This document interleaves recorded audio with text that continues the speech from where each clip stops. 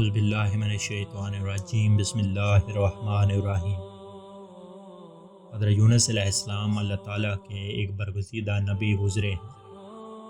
آپ کے والد کا نام متی اور تعلق قوم بنی اسرائیل سے تھا۔ عراق کے مشہور شہر نینوا میں رہتے تھے۔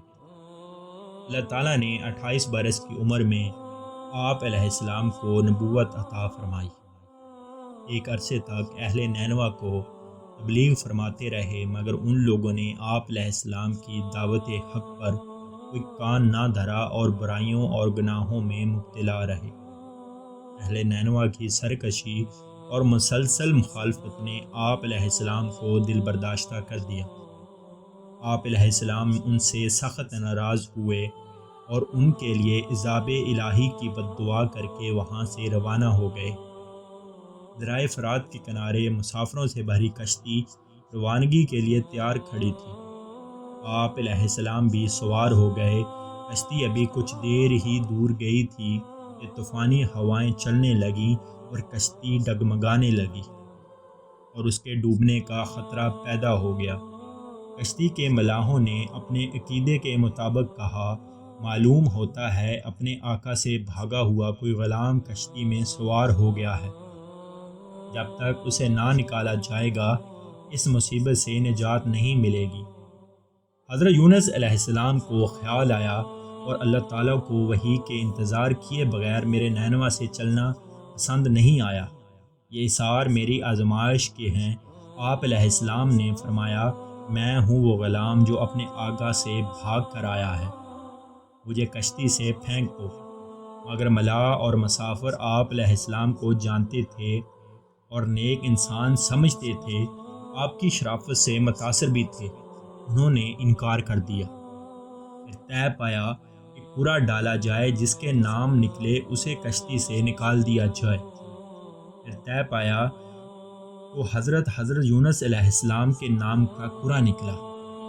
ملاح اور مسافروں کو اب بھی یقین نہیں آیا۔ پھر دوسری اور تیسری بار کرا اندازی کی گئی، ہر بار آپ علیہ السلام کا نام کا کرا نکلا۔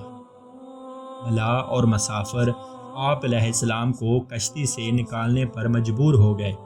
پھر آپ علیہ السلام نے خود ہی کشتی سے دریا میں چھلانگ لگا دی۔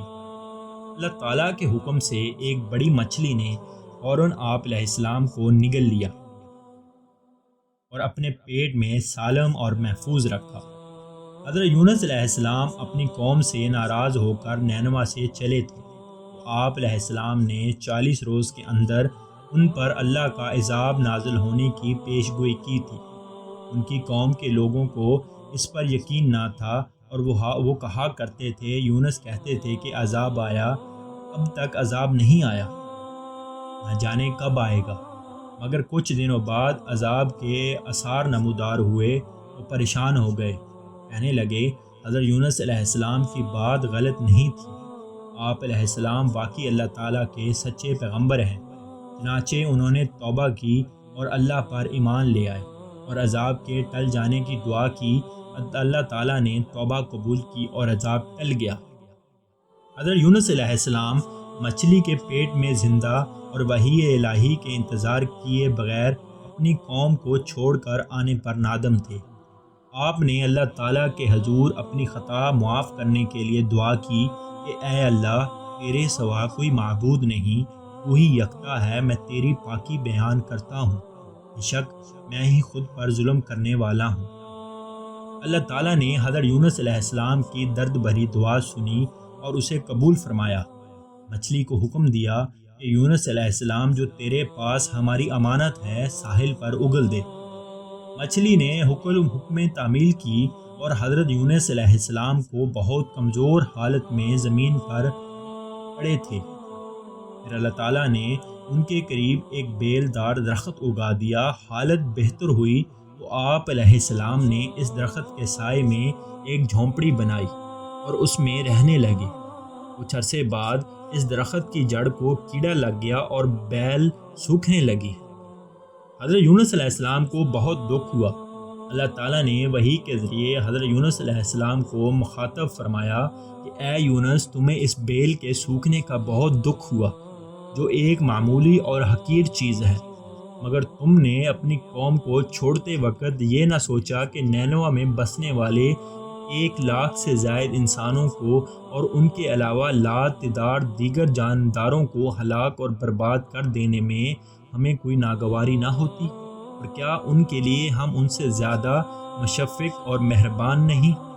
جتنا تمہیں اس بیل سے لگاؤ ہے جو تم وحی کا انتظار کیے بغیر قوم کو بددعا دے کر ان کے درمیان سے نکل آئے۔ ایک نبی کی شان کے مناسب نہیں کہ وہ قوم کے حق میں عذاب کی بددعا کرے، نفرت سے ان سے جدا ہونے میں جلد بازی سے کام لے اور وحی کا بھی انتظار نہ کرے۔ پھر اللہ تعالیٰ نے حضرت یونس علیہ السلام کو حکم دیا کہ وہ نینوا جائیں اور قوم میں رہ کر اس کی رہنمائی فرمائیں تاکہ اللہ تعالیٰ کی کثیر مخلوق ان سے فیض یاب پا سکے۔ حضرت یونس علیہ السلام اللہ تعالیٰ کے حکم پر نینوا واپس چلے گئے، لیکن قوم نے ان کی آمد پر بہت خوشی کا اظہار کیا اور پھر وہ لوگ حضرت یونس علیہ السلام سے رہنمائی لیتے رہے۔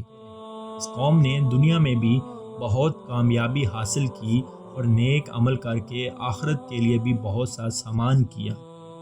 ناکامیوں سے دل برداشتہ اور اللہ تعالیٰ کی رحمت سے مایوس نہیں ہونا چاہیے۔ مشکلات میں صبر و تحمل سے کام لینا چاہیے۔ اللہ تعالیٰ اپنے بندوں اور تمام مخلوق میں سب سے زیادہ محبت اور شفقت فرمانے والے ہیں، اور ان کی بڑی سے بڑی نافرمانیوں کو دل سے توبہ اور آئندہ گناہ نہ کرنے کے سچے وعدے پر معاف فرما دیتے ہیں۔